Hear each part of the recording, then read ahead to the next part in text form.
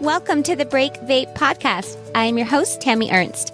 If you are an overwhelmed mom struggling to quit vaping after trying everything in your power to quit, then you are in the right place, mama. Each week on the show, we analyze stress, vaping, and addiction from a place of zero self-judgment so that you can build up the skills you need to ditch your vapes for good. Are you ready? Let's get to work. Hello, everyone. Welcome back to the show. If you are listening in real time, it is December. We are already in the last month of 2023.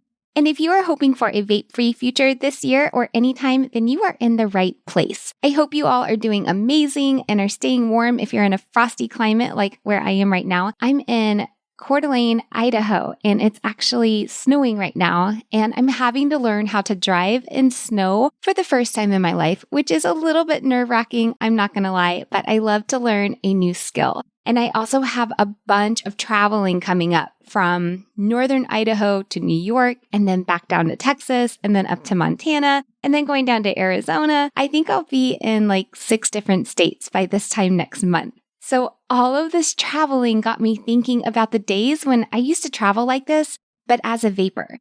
And can you guys just imagine traveling while not being allowed to vape when your brain is chemically used to doing it all the time?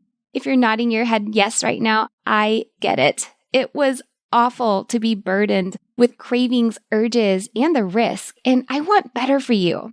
If you are at the point right now where, for instance, you couldn't run through an airport terminal after your flight was delayed to try to catch a connecting flight without your lungs being on fire, then I want you to quit while you are ahead, my friend. And if that sounds really detailed and oddly specific, it's because I have actually found myself in this exact scenario.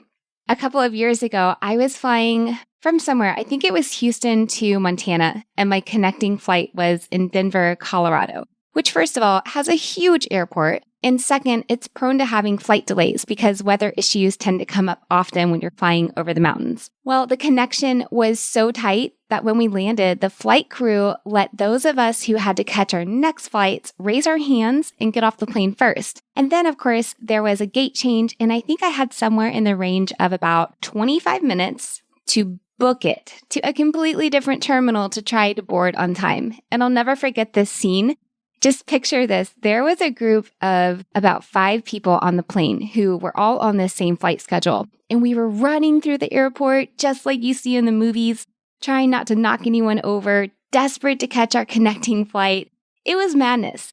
And when we finally made it to the gate, guess what happened? The airline updated the flight information, and we all found out that we were running through this giant airport for nothing because our connecting flight was now delayed for an hour and a half. And guess what else happened? After I quit huffing and puffing and finally caught my breath, I called my brother and I told him that I needed to quit vaping because my lungs were on fire. Do you guys know that feeling?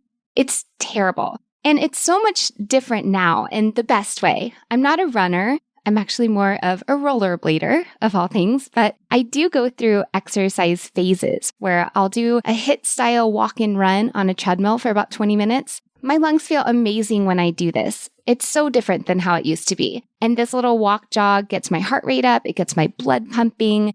And most importantly, like nearly anything you can do for exercise, it lifts me up mentally and hormonally so that I just feel good, especially when this is early in the morning. Our brains absolutely love it when we set a healthy goal and then do what we said we are going to do. And working out early in the morning is just one of those things for me, which is probably why I do it in phases. But anyways, going back to traveling while vaping, I come back to that memory that I just shared of running through the airport fairly often when I'm traveling, and I'm so grateful that I no longer have the urge to vape because not wanting to want it is the best thing ever. It's what I want for all of you, and it's 100% available to you after you resist your urges long enough to be on the other side of your addiction. So let's chat about some of the ways that traveling and vaping are inconvenient at best and dangerous at worst. I'm going to quickly list these reasons out so that we can see them from a bird's eye view, and then we'll go into them in a little bit more detail later on. So number 1 is feeling controlled by vapes. Number 2 is secondhand vape danger to others. Number 3 is packing lithium batteries in your checked luggage. Number 4 is risking a $200,000 fine by vaping on an airplane. Number 5 is risking a penalty for vaping in a hotel or a residence where you're staying. Number 6 is having to buy vapes from unfamiliar stores. Number 7, not being able to find vapes at all. And number 8, having to use an uncomfortable NRT, which stands for nicotine replacement therapy, when you're not used to it.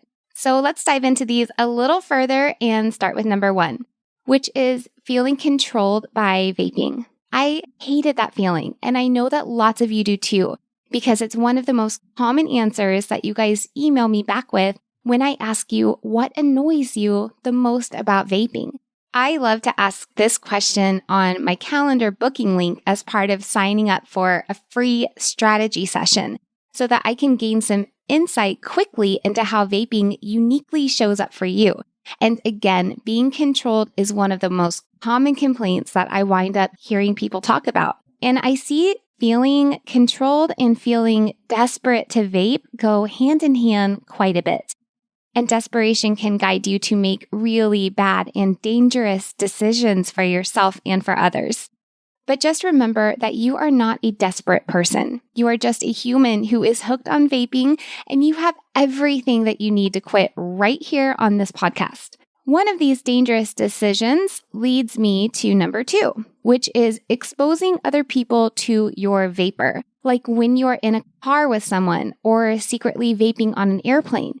You might not realize it, but second and third hand vapor are dangerous to other people, and you are putting them at risk by vaping around them. I actually did a really neat episode about this topic in an interview on episode number 24 called Second and Third Hand Vapor with Stephen Barth. It's a great episode that is non-judgy and comes from a place of service and education. And mamas, I highly recommend going back and listening to this episode if you have any doubt in your mind about secondhand vapor being dangerous. Now on to number 3. It might not seem like a big deal, but it is dangerous to pack your vapes in your checked luggage on an airplane because they contain lithium batteries, which have the potential to explode. And enough said there. On to number 4, risking a $200,000 fine by vaping on an airplane. This one comes from that sticky place of control and desperation that we touched on earlier. When you're addicted to vaping, you're likely to give in just about anywhere. Even in a hotel, as in number 5, which is risking a penalty for vaping in a hotel or a residence where you are staying during your travels. But the cost of this one has the potential to go beyond the monetary type of cost, like getting a fine. Let's say you're staying at a person's house and your vaping habit gets the better of you. Even if they never find out, you are doing something to damage that relationship and that person's trust in you of having you in their home. Just something to think about. Number 6 is having to buy vapes on the road at an unfamiliar place. This is important to note because even though all vapes are dangerous, there are plenty of them that are counterfeit and are reported to be even more dangerous than the legal kind. So watch out for that. Or you could find yourself in a situation like number 7, when you are traveling and wind up in a place that just doesn't sell vapes at all. This happened to me a couple years ago when I went to Belize, which is a quick flight from Houston. I left all my vapes at home with a strong intention, but zero skills yet on how to quit for good. And I got to Belize and there were 0 vapes to be found. I didn't quit though. Again, the control and desperation that so many of us have become familiar with got the better of me, and I wound up borrowing vapes from my sister. And looking back, I would not create a quit plan that included going on a vacation with a big family and 0 coping skills on how to quit. That was definitely setting myself up for failure. So mini case in point, make a quit plan and never leave home without it. Finally, number 8 is having to wear a nicotine patch or chew NRT gum when you're not used to it. Again, NRT stands for nicotine replacement therapy. The patches used to irritate my skin and the gum would make me nauseous. I did use patches a bit when I was quitting for good as part of my quit plan, and I think that they can be useful as part of a quit plan, but when you're having to use an NRT on a trip where you're already going to be triggered, just take into consideration that it might be uncomfortable and consider quitting before your journey. So there you have it, my friends. Here are just 8 pitfalls on vaping while traveling. What else can you come up with? If you think of something and want to share it, feel free to DM me on Instagram at missquitvaping. That's ms.quitvaping.